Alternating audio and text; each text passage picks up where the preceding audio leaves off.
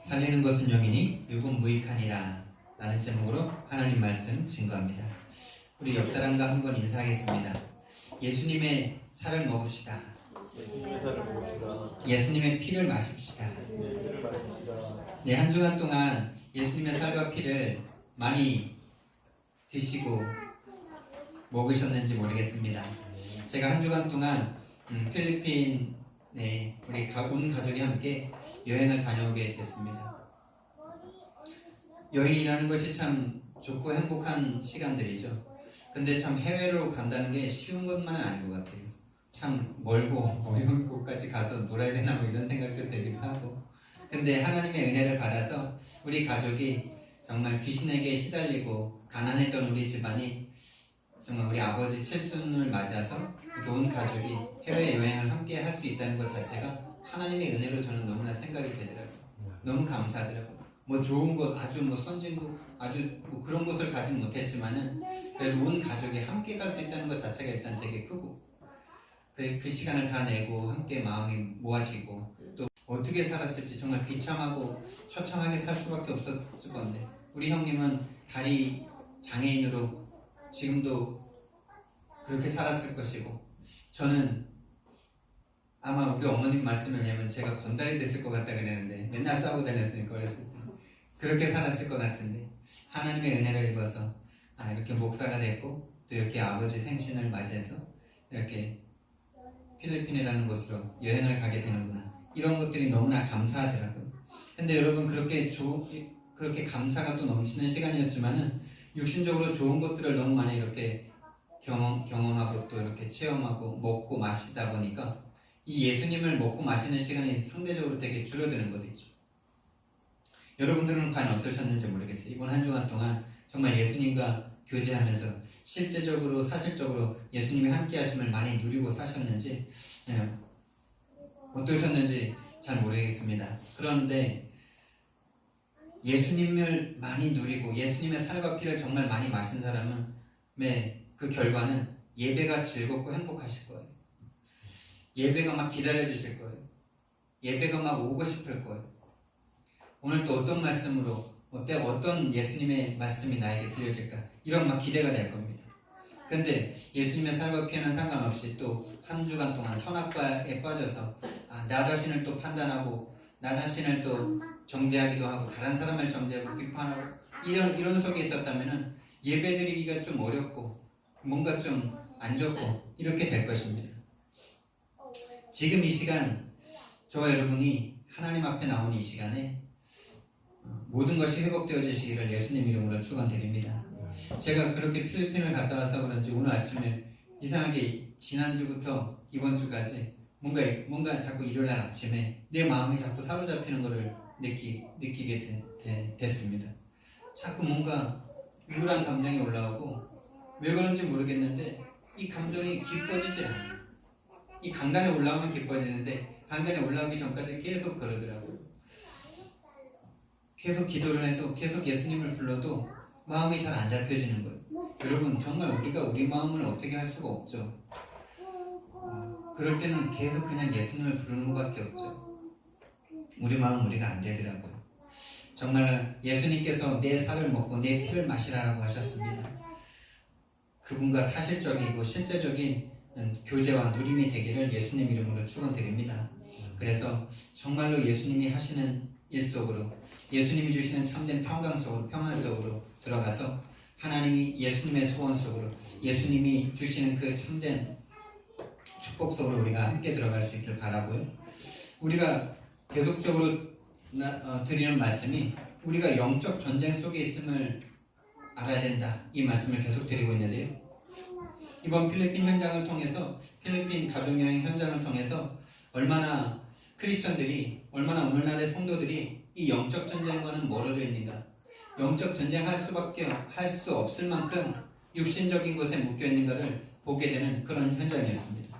우리 가족들이 다 성도들 아닙니까? 두 분이 장로님이시고 두 분이 목사님이시고 한 분이 권사님이시고 세 분이 집사님이시고 뭐 다 진짜 기독교 집안이 된 최고 축복의 가문이죠. 목사 2명, 장로 2명, 권사님은 없구나. 장로님이 되셨으니까. 근데 이 성도, 이 정말 하나님의 축복받은 이 가문이, 목사의 가문이, 장로의 가문이 필리핀으로 가는데 누구 하나 이렇게 전도할 마음을 가지고 있지 않더라고.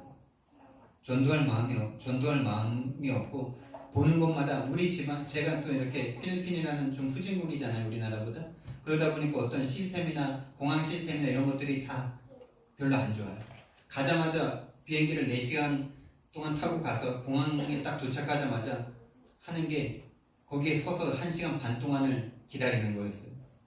1시간 반 동안 그 입국 수속을 밟는 그 고통을 겪게 하더라고요. 그러면서 제 체질이 계속 올라오는데, 우리 집안 체질이 뭡니까? 귀신에게 사로잡혀 있다 보니까 비판하고 욕하고 이런 것들이 얼마나 올라오는지 막, 필리핀 역시 안 돼 막 이러면서 서로 막 얼마나 통하는지 형제들이 막 서로 욕하고 막 그러는데, 여러분, 영적 전쟁 속에 우리가 있는데 정말 이렇게 필리핀 현장에 우리 온 가족이 함께 가서 함께 먹고 마시고 즐기고 함께 하는 시간을 갖는데, 다 장로님들이고 목사님이고 집사님들인데 누구 하나 이 복음 전하고자 하는 마음이 참 없다는 것, 그리고 이 마귀와 사탄과의 어떤 실질적인 전쟁 가운데 있음을, 그리고 지금 나와 함께 하시는 예수님에 대한 이야기를 한마디 하지 않는구나, 이런 것들을 너무나 느끼는 시간이었어요. 예수님이 지금 나와 함께 하시는 그 은혜를 나누는 이런 것들이 자연스러워야 되는데 그런 것들이 거의 없고 그냥 육신적인 것들만 계속 있는 거죠. 그리고 이제 아버지 생신이시니까 우리가 오랜만에 함께 모였으니까 또 이제 제가 예배를 드리고 싶더라고요. 정말 아버지 70년 인생 가운데 하나님의 그 인생을 정말 축복하셔서 이렇게 해외여행까지 오게 하셨는데 하나님께 예배는 안 드리고 자꾸 장로님과 집사님들이 자꾸 이렇게 맥주 한 잔을 자꾸 하시더라고요. 뭐 그것을 정죄하는 것은 아닙니다. 그런데 정말로 이 하나님과 함께함이 누려지는 가운데 그런 것들도 곁들여진다면 뭐 좋은 것이죠. 근데 그런 것들은 없고 그냥 계속 육신적인 것으로 계속 육이 밤에 술 한 잔으로 마무리를 해야만 하는 그런 육신적인 현장을 보게 되는 것입니다. 그래서 예배를 드리자고 했고 또 형님도 예배를 준비를 해 오셨더라고요. 근데 형님, 우리 목사님이 말씀을 전하시는데 어떤 말씀을 주실까? 내가 막 기도하면서 하나님, 만약에 내가 말씀을 전한다면 70 인생을 생일을 맞으신 우리 아버지에게 어떤 말씀을 해야 될까? 저도 막 기도하고 준비를 했거든요. 근데 우리 형님이 장남이다 보니까 형님이 하시죠. 형님이 하시는데 정말 죄송하지만 제가 단 1도 은혜를 못 받은 것이죠. 말씀 중에 단 한마디도 예수 그리스도가 단 한마디도 나오지 않았어요. 뭐 나오고 안 나오고가 중요하냐? 안 나와도 그 내용이 나와야 될 것 아닙니까?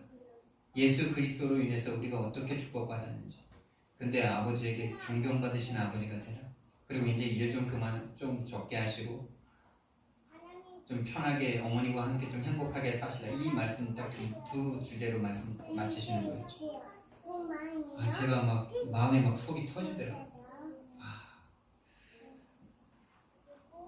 그러면서 또 한편으로 감사한 것은 내가 어쩌다가 이 정말 이 복음의 말씀을, 성경적인 복음의 말씀을 듣고 이 자리에 있는가, 이 생각이 정말 이렇게 또 반대적으로 오면서 감사도 되었지만은 정말 육신적인 얘기밖에 할 수 없구나, 육신적인 얘기밖에 할 수 없는 종교의 현장이구나. 모든 가족들이 다 그런 거예요. 다 그 말씀에 또 오늘날 교회 현장을 제가 가족에서 보는 것이죠. 절대 영적 싸움, 영적인 이야기, 마귀 사탄 이야기, 우리 가문이 어디에서 빠져나왔는지 제가 몇 번을 많이 말씀드리지 않았습니까? 귀신에게 시달림 당하다가 형님은 화장실 귀신 들어가서 다리 질질 끌고 다니고 저는 해상기가 들어가가지고 피똥 싸다가 죽다 살아나고 어머니가 할머니 따라서 이렇게 빌어서 애들 뭐 빌어내고 애들이 병 걸리면 빌어내야 꼭 낫고 이랬던 집안에서 예수님 믿어서 이렇게 목사의 가문이 되고 장로의 가문이 됐는데 이 사탄 마귀 얘기를 더 이상 얘기 못하는 거죠. 안 하는 게 아니라 못하는 거예요. 왜? 지금 사탄 마귀에게 잡혀 있으니까. 교회를 다녀도 교회에서 이 사탄 마귀 귀신을 이기신 예수 그리스도 이름이 선포되지 않으니까 이 사람들이 사탄 마귀 귀신 얘기하는 걸 못해요. 두려워요. 싫어요. 어려워요.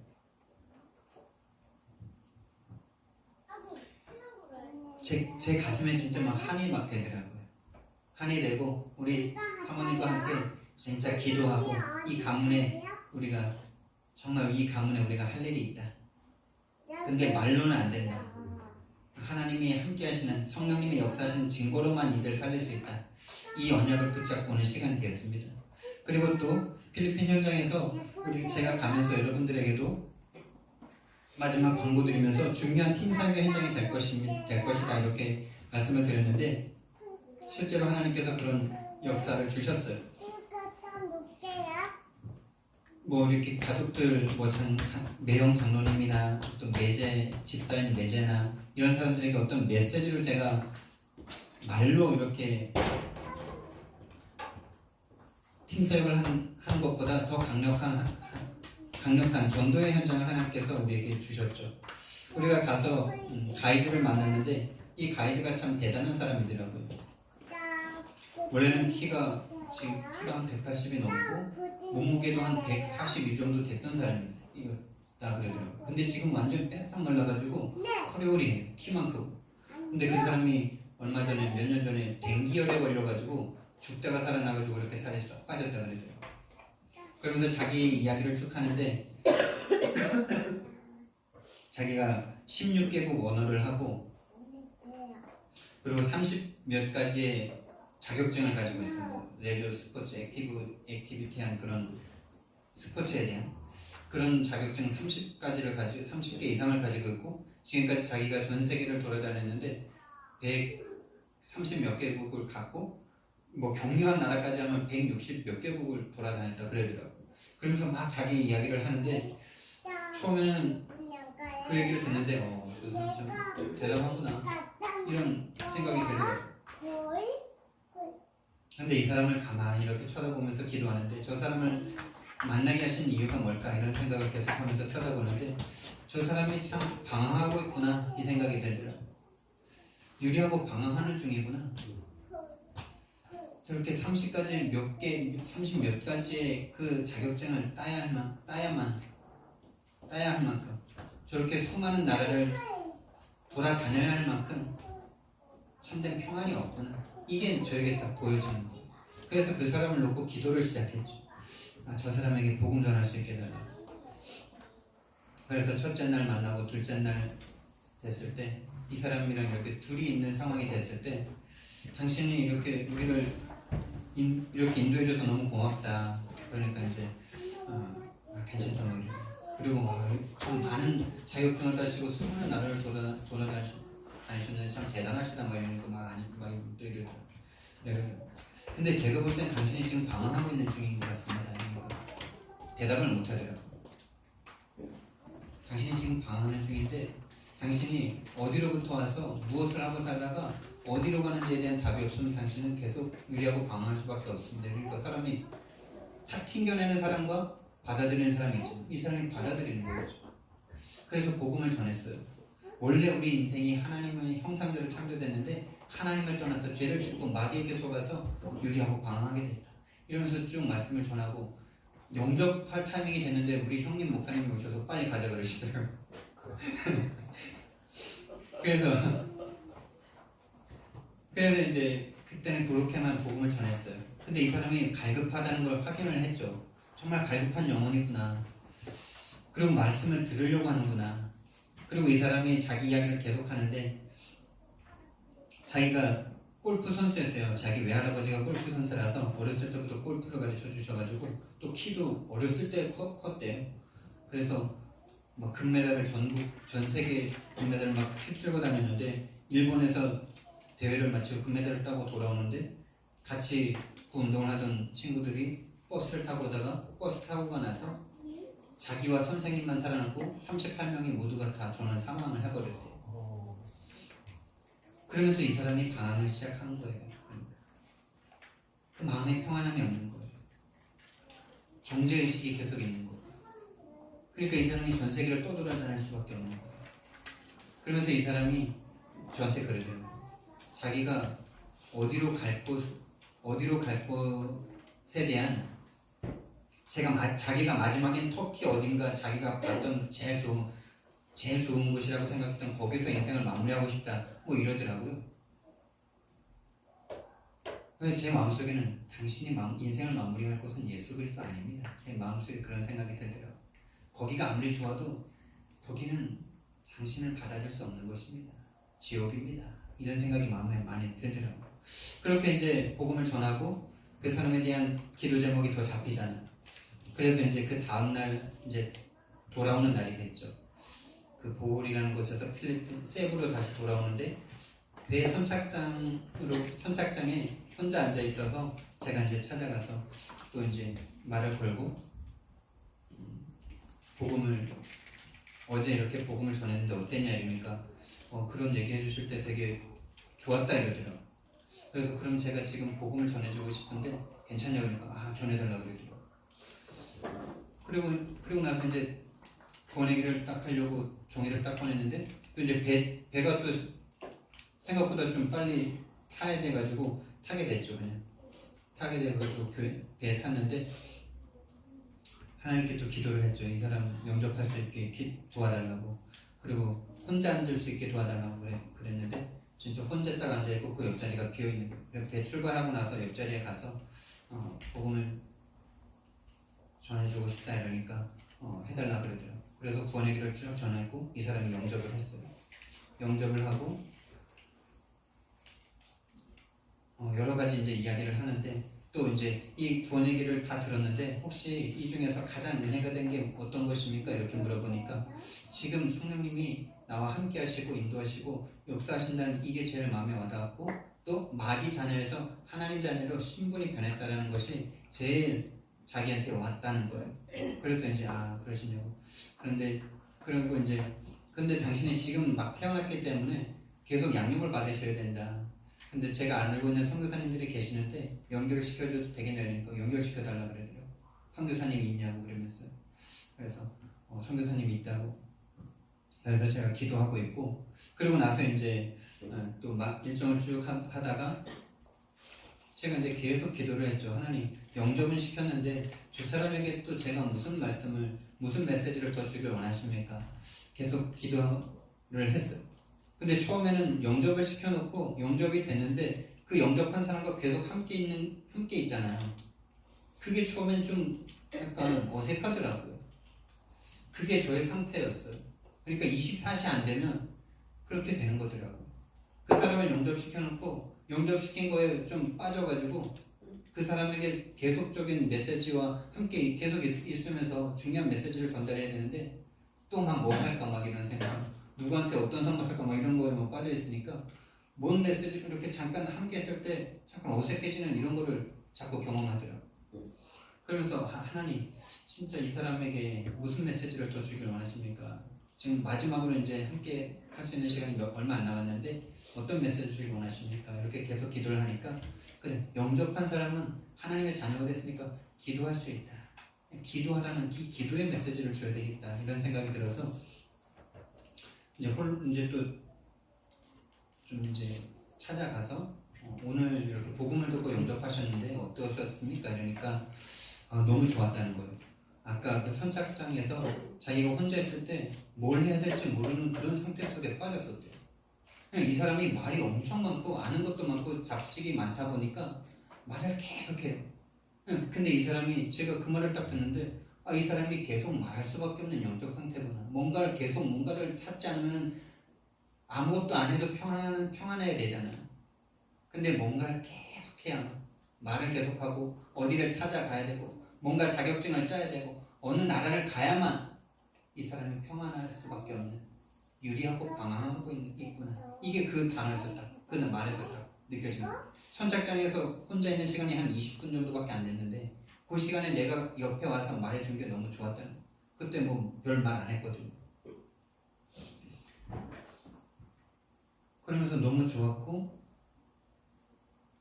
선교사님을 붙여달라는 거예요.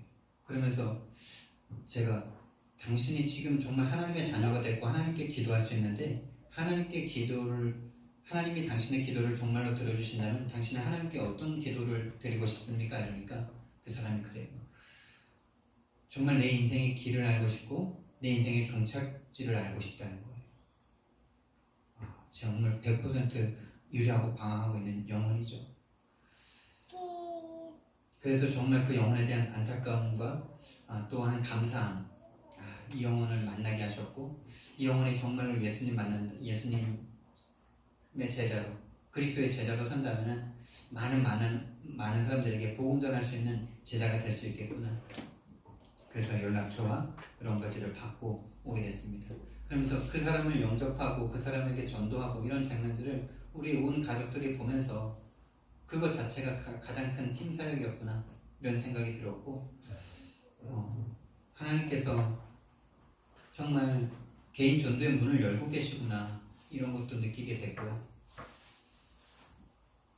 어디든지 정말 마음만 있다면 불신자가 기다리고 있구나, 하나님께서 이런 사람을 붙이시는구나 이런 것들도 체험하는 그런 현장이었습니다. 여러분들도 기억나시면 5월에 제일을 위해서 기도해 주시고요. 정말 그 영혼이 성경적인 전도운동을 할 수 있는 제대로 양육될 수 있도록 기도해 주시기 바랍니다. 살리는 것은 영이니 육은 무익하니라 예수님께서 말씀하셨습니다. 정말 그 사람은 영적인 것을 알지 못해서 육신적으로 계속 이것도 해보고 저것도 해보고 계속 자기 자신을 뭔가로 채워야만 하는 그런 사람이었습니다. 그런데 정말 그런 육신적인 모든 것들은 금세 다 사라지죠. 그 사람이 아무리 좋은 전 세계를 다니면서 좋은 것을 보고 경험했어도 그런 것들은 금세 더 허무하게 만드는 것들 아닙니까? 더 허무해지잖아요. 좋은 것을 보면요, 여러분, 좋은 것을 보면 그거를 여러분들은 정말 참 만족되십니까? 너무나 아름다운 걸 보면은 그걸 볼 땐 진짜 막 정말 아름다운 걸 보면 사람이 죽고 싶다는 생각까지 들죠. 너무나 만족해버립니다. 여기서 그냥 내 인생이 끝나면 좋다 이런 마음까지 드는 게 진짜 좋은 걸 본 거 아닙니까? 오로라를 보거나 오로라 맞나요? 극동지방에 막 생기는 거 아름다운 은하수 같은 거 그런 거 보고 막 이러면 막 사람들이 그렇다는데 그랜드 캐니언으로 대전의 아름다움을 보면은 그렇다는데 그런 걸 보고 나면 여러분 어떻습니까? 정말 죽고 싶을 만큼 아름다운 걸 딱 체험하고 나면은 공허하지 않습니까? 그것들을 내가 완전히 소유할 수 없다는 걸 아니까 공허하잖아요. 인생에 너무 행복하고 너무 즐거우면 천국이 별로 안 가고 싶잖아요. 인생이 너무나 가진 게 많으면 죽음이 더 두렵잖아요. 그런 것입니다. 육신적인 것은 다 그런 거예요. 육신적인 것은 아무리 좋아도 영원하지 않기 때문에 가지면 가질수록 더 공허해질 뿐입니다. 근데 많은 사람들이 그걸 향해서 가죠. 그만큼 사탄에게 속고 있다는 것입니다. 바닷물을 먹으면 먹을수록 더 갈증이 나고 금방 더 죽어버리는데 그런 것도 모르고 계속 그런 것들을 향해서 가고 있는 사탄의 속임이죠. 살리는 것은 영입니다. 영적인 것에 여러분들과 제가 눈을 뜨길 바랍니다. 예수님이 이런 영적인 얘기를 계속 하십니다. 나를 먹어라. 나를 먹는 자, 나는 너희들에게 먹고 죽지 않는 떡으로 이 땅에 왔다. 이런 말씀을 계속하니까 내 피를 먹고 내 피를 마시고 내 살을 먹어라. 이러니까 그 전에도 막 수군대던 이 사람들이 또 계속 또 자기들끼리 막 말을 합니다. 이 말씀은 어렵도다. 누가 들을 수 있느냐? 누가 들을 수 있겠느냐? 이렇게 말을 합니다. 여기서 어렵다 이 말은 이해가 안 된다 이런 말보다는 받아들이기 어렵다라는 거죠. 예수님을 하나님으로 받아들일 수 없다는 거죠. 그러면서 막 제자들이 이 말씀에 대하여 막 수군거립니다. 그랬더니 예수님께서 이 말이 너희에게 걸림이 되느냐? 이 말이 너희에게 걸림이 되느냐?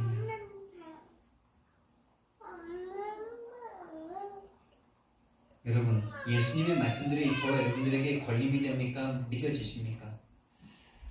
예수님의 이런 말씀들, 우리가 요한복음 6장 말씀을 읽으면서 육신적인 생각으로는 참 안 맞는 것 같은 말씀들이 있지 않습니까? 나를 보내신 아버지께서 이끌지 아니하시면 아무도 내게 올 수 없다, 이런 말씀들. 그러면은 유기한 자들에 대한 책임은 누구에게 있습니까? 뭐 이런 생각도 많이 들고요. 지금도 세상은 이 싸움인데, 하나님이 불합리하다, 사랑이다, 이것에 대한 싸움인데, 우리는 어떻습니까? 그런 말씀들이 걸림이 됩니까?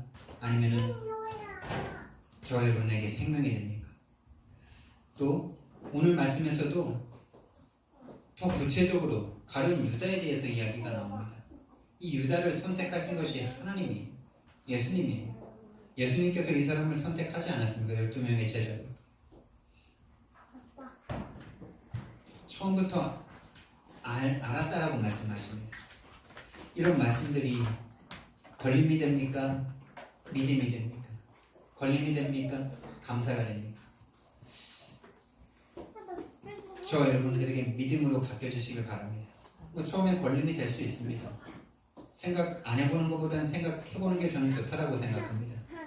그런데 끝까지 걸린다면 어떻게 되겠습니까? 끝까지 걸림이 되지 않기를 하나님으로부터 답을 얻으시기를 예수님 이름으로 축원드립니다. 이 말이 너희에게 걸림이 되느냐? 그래서 이 걸림이 되는 사람들이 예수님을 따라다니면서도 예수님을 육신적인 떡을 먹기 위한 예수님으로 붙잡고 있던 사람들은 이 말씀들이 계속 걸림이 되니까 나는 너희들의 육신에 먹을 떡을 주는 사람이 아니라 영생하도록 있는 그 떡을 주러 왔다, 이 말을 계속 하시니까 그 말씀이 걸림이 돼가지고 육신적인 것에 빠져있던 사람들이 66절 말씀을 보니까 그때부터 그의 제자 중에서 많은 사람이 떠나가고 다시 그와 함께 다니지 아니하더라. 예. 여러분, 걸림이 되면 떠나갈 수밖에 없어요. 성경 말씀 중에 단 한 말씀이라도 걸림이 된다. 그렇다면 그 사람은 그것 때문에 어느 날 떠나갈 수밖에 없습니다. 하나님의 말씀이 그냥 다 받아줘야 돼. 그냥 믿어줘야 돼. 하나님과 내가 통한다면 그런 것이 되는 것입니다.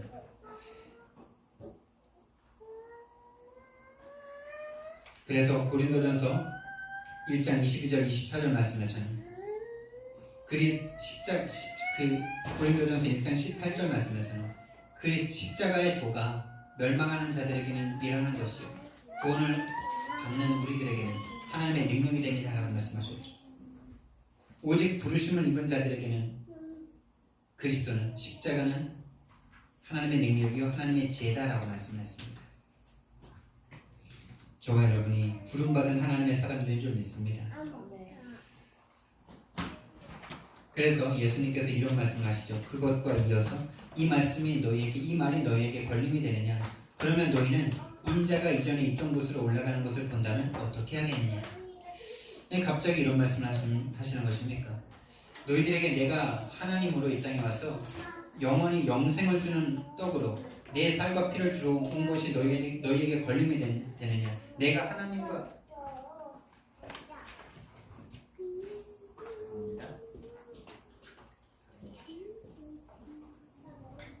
여기 있어요.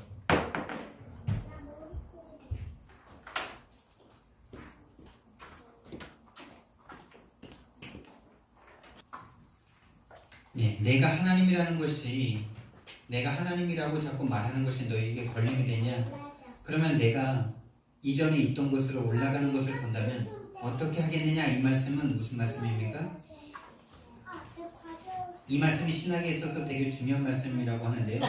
그러니까 예수님이 갑자기 나타나셔서 갑자기 예수라는 인간으로 오신 것이 아니라 원래부터 하나님과 함께 계셨던 하나님이라는 말을 선포하고 계시는 것이죠. 내가 이전에 있던 곳, 하늘이죠. 그러니까 예수님이 죽고 부활해서 승천하는 것을 너희들이 본다면 어떻게 하겠냐 이렇게 말씀을 하고 계시는 거예요. 근데 여러분 예수님이 십자가에서 못 박혀 죽으시고 부활하셔서 승천하는 것을 보고도 봐도 너희들은 믿지 못한다는 말과 같은 거예요. 그러면서 말씀을 하시는 거죠. 65절 말씀에 또 이르시되 그러므로 전에 너희에게 말하기를 네 아버지께서 오게 하여 주지 아니하시면 누구든지 내게 올 수 없다. 여러분 다시 말씀드리지만 저와 여러분들이 예수님이 믿어지고 이 자리에 있으면서 예수님의 말씀을 아멘할 수 있다는 것은 우리가 잘나서가 아닙니다. 우리가 똑똑해서도 아니에요. 예수님이 하나님이시라는 것이 믿어지고 인정되어진다는 것은 저와 여러분이 하나님의 은혜를 입었다는 거예요. 보내심을 받았다는 거예요. 그거보다 더 큰 축복이 없습니다.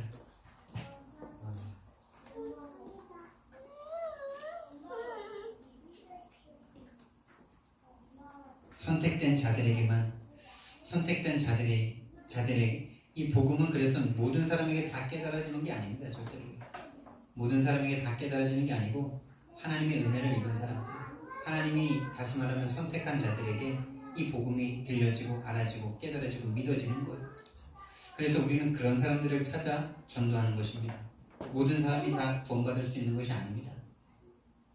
근데 그 구원받은 사람이 누군지 모르기 때문에 모든 사람에게 복음을 전하는 것이죠. 그리고 하나님께서 선택한 사람은 한 명도 놓치지 아니하신다라고 말씀하셨어요. 그럼 우리는 전도 안 해도 되는 겁니까? 이렇게 좀 극단적인 이런 어떤 예정론, 극단적인 칼빈주의에 빠진 사람들이 전도 안 해도 되는 그런 타락에 빠져버리는데 그것은 참 어리석은 일이죠. 하나님께서 분명히 한 사람도 놓치지 않고 구원하시는데 그 구원하시는 방법이 전도에 미련한 것이란 말이에요.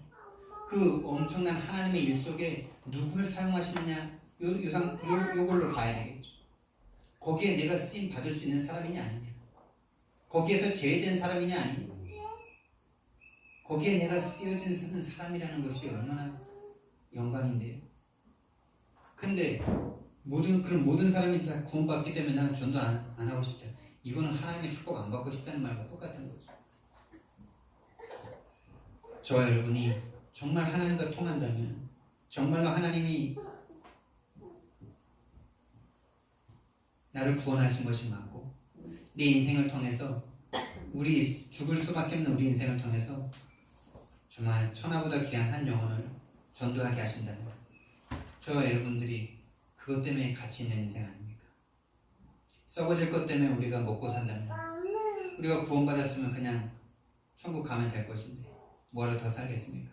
그 제리에게도 제가 그런 말 했어요. 그 사람이 그런 어떤 죽음의 위기를 한 번만 넘긴 게 아니더라고요. 뭐 다리에 총을 맞고 막 이러기도 하고 전 세계 떠돌아다니면서 살인 청부업자 보내가지고 막 자기 죽이기도 하고. 왜냐면 그 자기 부인이 볼리비아의 모델 출신인데 그 부인 아버지가 그 볼리비아의 유명한 깽단 두목이야. 자기 딸 데리고 가가지고 뭐 화나가지고 막 살인 청부업자 막 보내고 그랬대요. 제가 그 사람에게 말했죠. 당신이 그렇게 구살생 가운데 살았어도 지금 절대 절망인 죽음을 향해서 달려가고 있는데 왜 살게 하셨겠냐? 왜? 더 살아서 뭐 하려고? 하나님께서 이 복음 듣게 하려고 지금까지 살게 하신 것 아니에요. 당신이 이 복음 듣고 전 세계 다니면서 이제 복음 전하는 사람 되길 원한다. 이렇게 말을 했는데, 저와 여러분들이 정말 이 복음 전파에 쓰임받는 인생이 된다면 그것만큼 영광이 없는 것입니다. 성삼위 하나님께서 오직 이 구원의 일을 지금도 진행하고 계시는데 거기에 내가 상관이 없는 사람이다 라면은 정말 과연 구원받은 사람이 맞는가? 이것도 우리가 확인을 해봐야 되겠죠. 자, 하나님께서 이제 또 예수님께서 말씀을 하십니다. 처음부터 아심이니라, 처음부터 아심이로라, 이런 말씀을 하세요. 예수님께서 64절 말씀해 보니까 너희 중에 믿지 아니하는 자들이 있느니라 하시니, 이는 예수께서 믿지 아니하는 자들이 누구며, 예수님께로 막 수많은 사람들이 오는데 지금 막 2만 명 이상의 막 사람들이 막 따라다니고 막 5천 명 이상의 사람들이 막 따라다니는데 그 사람 중에 믿지 하는 자들이 누구며 자기를 팔 자가 누구인지 처음부터 아셨다 이렇게 말씀하세요. 처음부터 아셨다. 의미가 있는 말씀이죠. 참 시사하는 바가 참 큰 말씀이죠.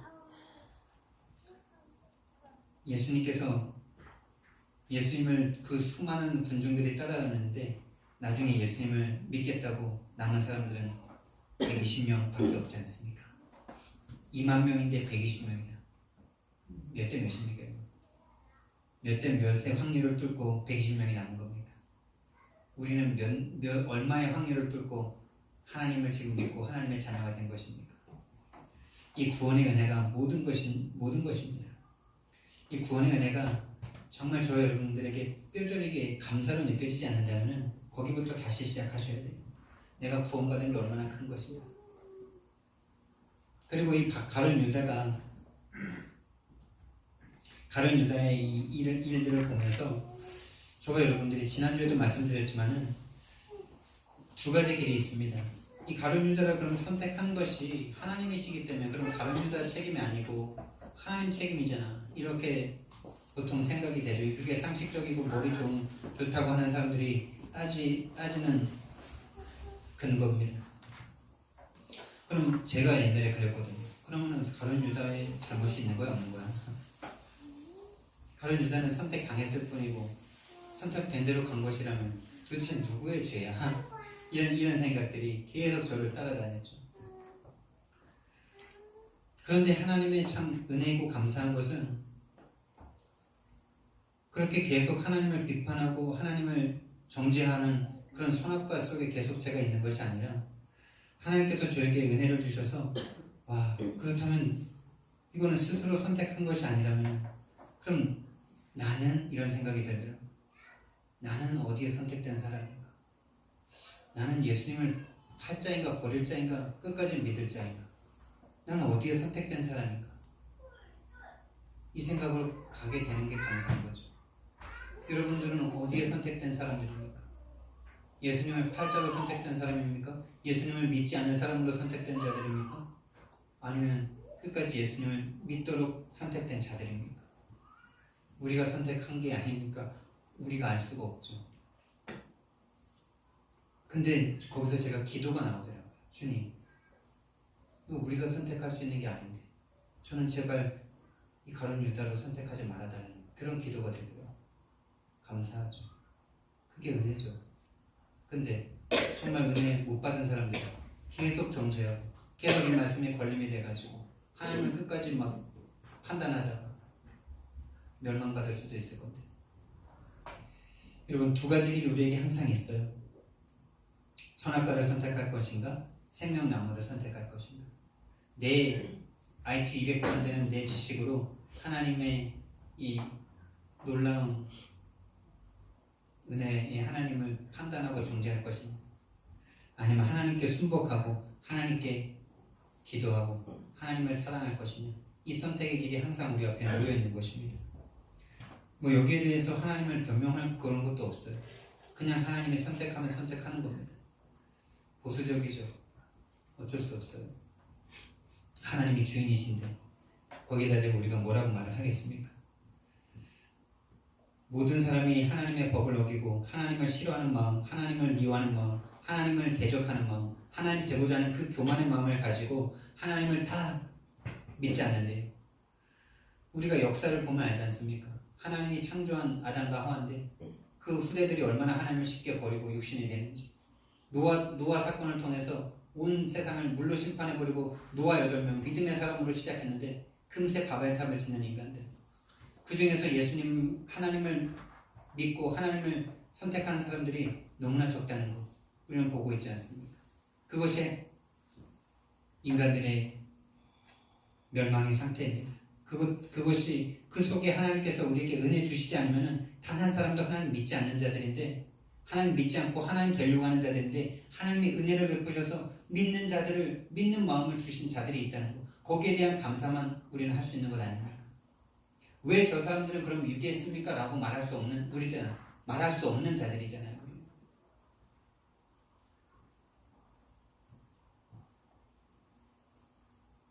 이 가룟 유대는 어떤 사람입니까? 제자였잖아요. 12명의 제자잖아요. 120명 밖에 안 되는 그 속에 들어갈 수 있는 사람이었지 않습니까? 12명의 제자였어요. 그리고 그 중에서 돈을 맡은 자였어요. 똑똑하고 책임감 있고 성실하고 계산이 빨랐기 때문에 돈을 맡겼겠죠. 12명의 제자 중에 맡겼겠죠. 그리고 재산과 가족도 버렸어요. 이 사람은. 예수님을 따라서 3년 6개월 동안 다니기 위해서 다 버리고 예수님과 함께 한 거예요. 그리고 전도도 했어요. 이 사람이. 전도도 했습니다. 예수님께서 술식 보내시면서 현장 나가보라고 했을 때 나갔다 돌아오면서 막 예수님 이름 때문에 귀신이 떠나가는 것 때문에 막 기뻐서 막 돌아온 12명의 제자 아닙니까? 70인 제자들 아닙니까? 귀신 떠나가는 것까지 체험을 했다니까요. 예수 이름이에요. 그리고 최후의 만찬까지 예수님과 함께한 사람이에요. 겉으로만 보면 이 사람 참 믿음 좋은 사람이죠. 믿음 좋은 사람이에요. 근데 그 마음속에 육신적인 동기가 가득한 사람이에요. 예수님의 그 놀라운 응답과 역사들을 보니까 예수님과 함께 정말 한번 해보고자 하는 마음이 큰 사람이에요. 그래서 예수님이 자신의 그 이런 육신적인 동기를 못 채워주자 예수님이 아무것도 행하지 않자 예수님을 팔아버린 자입니다. 여러분, 겉모습에 우리는 쉽게 속을 수 있는데 하나님은 속지 않으십니다. 하나님은 처음부터 아시는 하나님이십니다. 우리의 마음과 중심을 아시는 하나님이십니다. 그래서 정말로 우리가 하나님 앞에 두렵고 떨림으로 하나님 앞에 나가야 되는 것입니다. 우리가 하나님을 사랑하고 하나님을 아빠라고 부르지만은 우리가 세상에서 가장 두려워해야 할 존재도 하나님이십니다. 우리가 아버지를 사랑하고 아버지를 또 존경하지만은 아버지가 가장 두려운 존재 아닙니까? 사실은 세상에서. 그래서 마태복음 10장 28절 말씀에서는 육신의 생명, 육신만 어떻게 할 수 있는 자들은 무서워하지 말고 너희 영혼까지 지옥에 넣으실 수 있는 하나님을 두려워하라 라고 성경에서 말씀하십니다. 너희들의 영혼을 지옥에 쳐넣을 수 있는, 지옥에 넣으실 수 있는 하나님만 두려워해라 이거예요. 하나님을 두려워한다. 하나님을 경외한다는 말이 하나님을 공경하고 두려워한다는 말 아닙니다. 우리가 마귀를 두려워할 게 아니에요. 우리가 무너지죠? 오늘 아침에도 제가 무너졌죠? 마음이 안 잡히죠? 괜찮습니다. 왜요? 그걸 통해서 복음만 필요한 나를 발견합니다. 복음 아니면 안 되는 나를 발견합니다. 하나님이 아니면 안 되는 나를 또 확인하고 하나님은 붙잡을 수밖에 없으니까 오히려 무너질수록 감사하죠. 정말 구원받은 하나님의 자녀가 맞다면 무너지고 안 되고 실패하고 좌절할수록 감사할 수 있는 거죠. 거기에 하나님의 계획이 분명히 있으니까 그 하나님의 뜻만 선다면 내 뜻이 사는 것보다 더 완전하고 안전하고 완벽하니까. 그래서 예수님께서 우리가 예수님께서 처음부터 아시면서 이 유다를 선택하셨는데 또한 하나님의 말씀을 응하게 하기 위해서 이 유다를 선택하신 거죠. 구약 성경에 예수님께서 친한 친구에게 배반을 당할 것이다 라는 것이 시편에 예언되어 있어요. 그런 말씀을 이루는 과정인 것이죠. 저와 여러분은 마귀가 되지 않기를 바랍니다. 70절 말씀에 예수께서 대답하시되 내가 너희 12를 택하지 아니하였느냐 그러나 너희 중에 한 사람은 마귀니라. 사람인데 마귀래요. 예수님께서 마귀래요. 마귀가 분명히 따로 있는데 마귀에게 붙잡힌 자에게 마귀랍니다. 그래서 나중에 보면은 마귀가 예수를 팔 생각을 그 가룟 유다의 마음에 넣었다 이렇게 말씀을 하죠. 죄를 짓는 자는 마귀에게 속한다 라고 말씀하신 거죠. 가룟 유다를 보고 마귀랍니다. 저와 여러분들은 누굽니까? 영생의 말씀이 주께 있사오니 우리가 누구에게로 가오리이까? 예수님께서 너희들도 나를 떠나려느냐 이렇게 물으니까 베드로가 또 대답을 합니다. 참 베드로가 중요한 말을 잘해요. 영생의 말씀이 주님께 있는데 우리가 어디로 누구에게로 가겠습니까? 우리는 예수님이 하나님께로부터 온 거룩한 자인 줄 압니다. 이렇게 말을 합니다. 참 감사하죠. 그런데 예수님께서는 이것이 너가 깨달은 것이 아니라 하나님께서 깨닫게 하신 것이다 라는 것을 말씀하시죠. 마태복음에서요. 그런데 여러분 베드로가 이런 말을 해놓고도 어떻게 됐습니까? 베드로는 예수님을 3번을 부인하죠. 저주하고 맹세하여서 부인하죠. 그러니까 이렇게 고백할 수 있는 것이 이 베드로가 뭔가를 알아서 한 것이 아니라 하나님께서 깨닫게 해주시는 거예요. 하나님께서 하게 하신 거예요. 마태복음 말씀처럼 그렇게 배반하는 베드로지만은 자기가 잡았다라고 생각했을 때는 부인할 수밖에 없는데 자기가 예수님을 다른 사람들은 예수님을 다 버려도 나는 내 생명을 버려서까지 당신을 지키겠습니다 라고 호언장담해도 문제와 사건 앞에 예수님을 부인하고 떠날 수밖에 없는 인간인데 하나님께서 붙잡으면 그런 사람도 하나님께서 다시 회복하신다는 것입니다. 다시 찾으시는 거예요. 그런 베드로를 예수님께서 찾아가셔서 네가 나를 사랑하느냐? 네가 나를 사랑하느냐? 네가 다른 사람들보다 나를 더 사랑하느냐? 그렇다면 내 양을 먹여라. 그렇다면 내 양을 쳐라. 그렇다면 내 양을 먹여라. 이렇게 말씀해 주시는 것 아닙니까? 그러니까 우리가 선택됐다는 것, 구원받았다는 것, 이보다 더 큰 은혜가 없는 거예요. 거기에 감사하지 못한다면 그 외의 모든 것들은 다 거짓입니다. 선택받고 구원받은 이것에 정말 전율이 와야 돼요. 영혼이 녹아내릴 만큼 은혜와 감사, 눈물이 흘러내려야 돼요. 결국 하나님이 붙잡아주지 않으면 누구도 설 수 없습니다. 예수님은 육신적인 것만 추구하고 따라오는 자들에게 십자가를 제시하는 예수님이시지 않습니까? 우리가 예수님을 믿으면서 육신적인 것만 따라간다면 반드시 예수님 버릴 수밖에 없어요. 예수님은 거기에 관심이 없으시거든요. 근데 처음에 그런 거 줍니다. 내가 하나님이라는 걸 알게 하기 위해서 응답을 막 주세요. 저도 많이 받았어요. 근데 정말 중요한 시점에 정말 내 마음과 심장을 찢으시더라고요. 안 주시더라고요. 난 너 육신적인 거 챙겨 진짜 호되게 각인을 시키시더라고요. 그것을 인정하고 예수님을 다시 붙잡는 것, 이게 은혜 아닙니까? 육신적인 것에 대해서 이제는 내려놓고 영적인 것을 향해서 갈 수 있도록 인도하시는 것이 하나님의 은혜 아닙니까? 우리 어머님이 하나님의 은혜를 함께 나누자라고 우리 사모님이 말씀을 하니까 하나님의 은혜 많이 받았지 라고 말하면서 하시는 말씀들이 다 육신적인 이야기들인 거예요.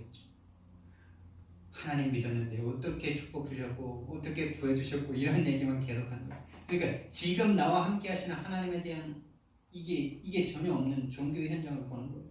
지금 나와 함께 하시는 예수님과 지금 내가 선택됐고 지금 내가 하나님의 은혜를 입고 있는 이것에 대한 감사가 지금 흐르지 않는 종교일 때 그렇게 되면 어떻게 됩니까? 마귀에게 밥이죠. 전도운동, 말씀운동 더 이상 할 수 없는 그런 상태. 마귀에게 더 이상 안 했으면 좋겠다라고 말할 수밖에 없는 그런 상태. 여러분, 저와 여러분들은 옛날의 은혜가 아니라 오늘의 은혜가 넘치기를 예수님 이름으로 축원드립니다. 여러분, 과거에 우리가 구원받을 때 그 일어났던 수많은 역사들, 그것보단 지금 나와 함께 하시는 하나님이 더 크지 않습니까? 지금 나와 함께 하시면서 복음 전할 수 있도록 역사하시고 계시는 성령님의 은혜가 과거의 것보다 더 작습니까? 과거에 그 병 걸렸던 것이 낫게 되고 뭐 이런 것이 더 큰 겁니까? 내가 구원받은 게 더 큰 겁니까? 오늘날 교회가 어떤 그런 육신적인 물질적인 것에만 딱 묶여 있으니까 마귀의 밥이 되고 있습니다. 저와 여러분들은 영의 눈을 뜨고 지금 나와 함께 하시는 하나님에 대한 그 은혜가 과거의 그 어떤 응답보다도 더 크게 느껴지실 수 있기를 예수님 이름으로 축원드립니다. 그래서 여러분들은 어디로 돌아가시겠습니까? 여러분들은 누구에게로 돌아가시겠습니까? 예수님이 여러분들의 육신적인 것에 대해서 아무런 응답도 안 하신다고 하신다면 여러분들은 어디로 가실 사람입니까?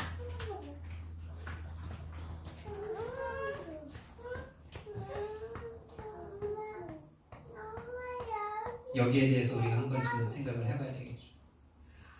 예수님께서 육신적인 것에 대해서 묵묵부답하시고 아무런 증거도 주시지 않을 때, 오히려 실패와 좌절을 주실 때 우리는 어디로 갈 사람들입니까?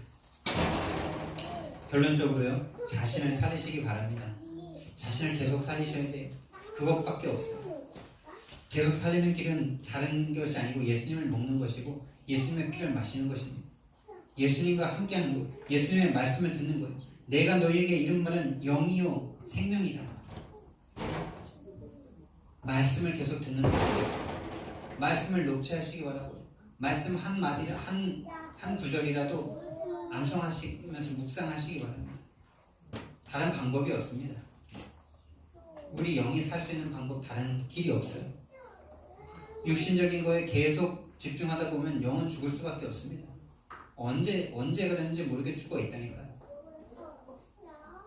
이번에 제가 그 제리를 만나서 복음 전하고 이런 게 제가 뭔가 이렇게 대서 전도했을 수도 있지만은 제가 지금 생각이 드는 거 오늘 아침에 앉아서 드는 생각이 뭐냐면 하나님께서 나에게 제리라는 그 응답의 현장에 은혜를 나에게 베풀어 주신 거구나라는 생각이 들어요. 내가 뭔가를 잘해서가 아니라 내가 뭔가 좀 홀로 다락방하고 이래서가 아니라 하나님께서 나를 살게 하시려고 그 현장을 나에게 주신 거구나.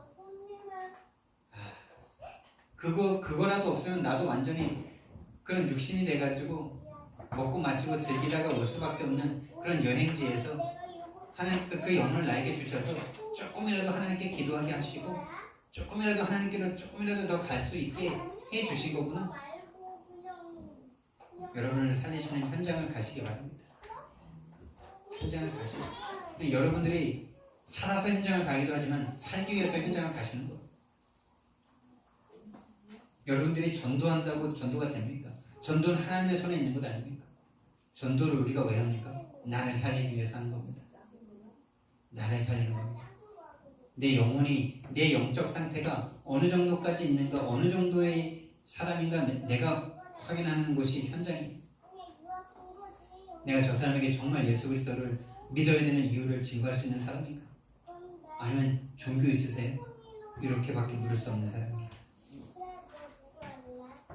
현장에서 확증하시기 바랍니다. 영적 전쟁 중입니다. 영적 전쟁 중에 있다는 사실을 기억하시고 마귀를 대적하시기 바랍니다. 마귀는 대적하면 물러가게 돼 있어요. 근데 대적한다는 거에는 마귀를 아는 거죠. 마귀를 인식할 수 있어야 되겠죠. 마귀인지 모르면 지금 나에게 이런 감정과 이런 생각과 이런 상태를 가져다 주는 것이 마귀인지 모르면 계속 내가 하려고 하겠죠. 계속 내가 뭔가를 열심히 내가 해결하려고 하겠죠. 자기의 능력이 뛰어날수록 조금 해결되겠죠. 근데 결국에 자기 그 능력치의 한계, 그 한계는 누구나 다 다를 수 있는데 한계가 반드시 있죠. 하나님이 아닙니다. 그 한계에 다다랐을 때 어떻게 하실 겁니까? 마귀인지 보지 못한다면 우리는 어느 날 내 한계에 딱 부딪혔을 때 그렇게 될 수밖에 없는 것이죠. 마귀인 것을 보실 수 있어야 돼요. 나를 속이고 내 감정을 이렇게 몰아가고 내 생각과 마음이 이 상태가 될 수밖에 없음이 내가 아니라 마귀라는 사실을 인정하실 수 있어야 돼요. 그러면 꺾입니다. 근데 그걸 보지 못하고 계속 내 탓, 내 능력 탓, 남 탓, 교회 탓, 다른 탓 계속하고 있으면 계속 그냥 마귀의 밥이에요. 아, 이거 마귀구나. 이 생각과 이런 상황과 이런 감정과 이런 무기력과 이런 무너지는 상태를 주는 게 이게 마귀구나 라고 생각이 드는 순간 예수님을 붙잡겠죠. 왜? 마귀를 내가 이길 수 없으니까. 그러면 이기는 거예요. 근데 그걸 보지 못하면 계속 내가 하겠죠. 사문을도 하고 말씀도 맡고. 그런데 안 되잖아. 왜 안 됩니까? 마귀를 대적하지 못하니까. 머릿속에만 있어 마귀. 실제 상황에서는 마귀가 아니에요. 마귀를 알지 못해. 그래서 홀로 다락방 속으로 계속 들어가시면서요. 하루 3회를 한번 도전해 보시기 바랍니다. 하루 1회만으로도 엄청난 일이 벌어지는데 하루 1회가 안 되는 사람은 하루 1회부터 도전하시고요. 하루 1회가 되시는 분들은 하루 3회로 점점 도전해 보세요. 그러니까 제가 복음을 전하고 이렇게 장로님이신 매형에게 팀사역을 하는데 그분이 참 안타까운 말씀을 하시더라고요. 자기네 교회가 지금 한 7, 80명 되는데 주일학교 애들이 자기가 맡은 애들이 2명밖에 안 된대요. 5명인데 3명은 잘 나오지 않고 2명밖에 안 돼서 나가서 전도를 열심히 한대요. 전도지를 수천 장을 뿌렸는데 단 한 사람도 오지 않는데요. 그 이야기를 듣는데 진짜 남 이야기 같지가 않더라고요. 오늘날 정말 교회가 이런 상태구나. 정말 왜 전도해야 되는지, 이 전도가 어떤 것인지도 모르고, 전도는 하나님께서 하시는 것인데, 정말 전도는 인생에 답을 주는 것인데, 나를 살리는 것, 그분들은 정말 완전 캄캄해요. 그냥 캄캄해. 어디부터 어떻게 시작해야 될지도 모를 만큼 다시 뱃속으로 들어가서 처음부터 다시 시작해야 될 것 같아요. 진짜 캄캄합니다. 여러분들이 사는 만큼 하나님께서 문을 여시게 되어 있습니다. 여러분들이 홀로 다락방 속에서 은혜를 받고 힘을 얻는 만큼 여러분들이 다른 사람에게 말도 꺼내기가 쉬워질 거고, 내가 해야 되나 말아야 되나 이런 생각조차 그 단계가 넘어가야 되고,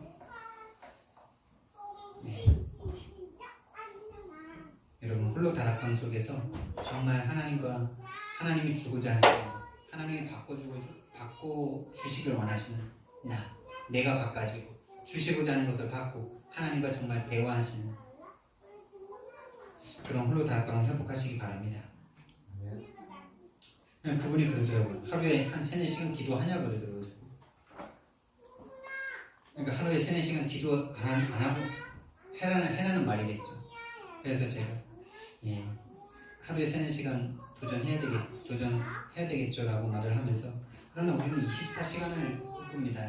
이러면서 24시간 하나님과 교통되는 걸 우리는 말합니다. 그래서 그 하나님과 함께하는 24시간을 유지하기 위해서 하루 3번을 유지하는 거죠. 하루 3번 밥을 먹으면 24시간 영양분이 유지되잖아요. 그러니까 하루 3번이 된다는 거는 24시간이 되는 거예요.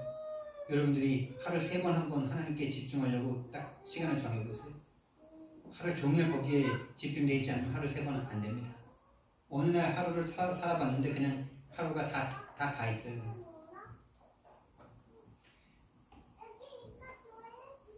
(24시간) 하나님과 함께하는 저와 여러분 되기를 예수님 이름으로 축원드립니다. 사랑의 하나님, 은혜와